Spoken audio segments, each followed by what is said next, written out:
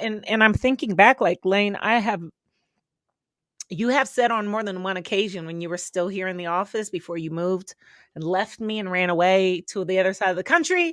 And since then, right, you've made these mentions like casually, like in passing about like these experiences you're having. Today's the first day that we've like talked about it in a really in-depth way. And I'm just over here like, yo, I this is new for me. So I think It is. I mean, it's it's interesting that important to it's know new. these I mean, differences. it doesn't surprise me that it's new for you because I am around you and I see that you don't experience this. It's like obvious. And but I will say that I feel like you like at least like in my circle of people that I interact with, including Christy, our other coworker, most of my friends, like this comes up and just the idea that we do not want to be on screens as much as we are. Mhm. And like I have friends who work like completely remotely as well, and just saying like talking about how exhausting it is to be online all day and to be on video calls all day. So it is a topic that I feel like Mhm. it's in the opposite way surprising that someone wouldn't have this experience.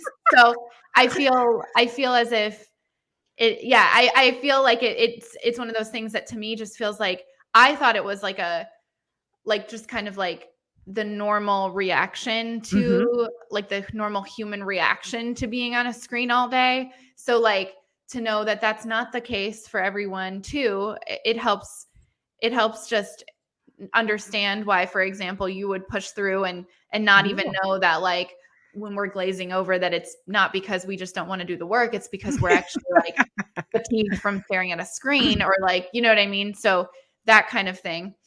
And I'll just, this is not a coaching session, but y'all know I can't help myself. I want to also throw in the importance that this just brings up of the importance of communication.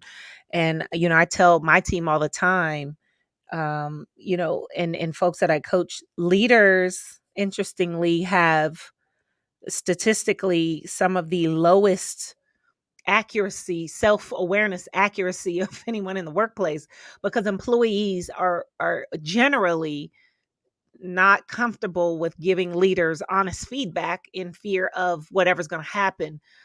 I can certainly understand why some of you feel the way that you feel like you need to do that, but it really doesn't do anyone a favor when you don't. When both sides, like leaders and folks who are being led, don't have this communication, because if you think about like how this can unfold, this then becomes a reason why somebody quit who really Yeah. loved the company Yeah. but felt like blah blah blah, or Yeah. why somebody got fired when it wasn't that they weren't working or that they were being lazy. It was that we needed to rethink how we go about things. So I just want to pause and plug in the recommendation, because I coach and consult, and this just is like a perfect example of why finding a way to communicate, whether it's that if you have to do it anonymously, if you're concerned about potential repercussions, or just work. And we've done Cup of Joys about communication, being willing to have the conversation and bring some suggestions, right, to the table, regardless of leader or not, to say, hey, listen, this is a thing for me. I'm wondering if we could, right? Because I'm over here like crap. I feel like I'm pretty um I'm obviously have super high emotional intelligence, and I read people all day every day.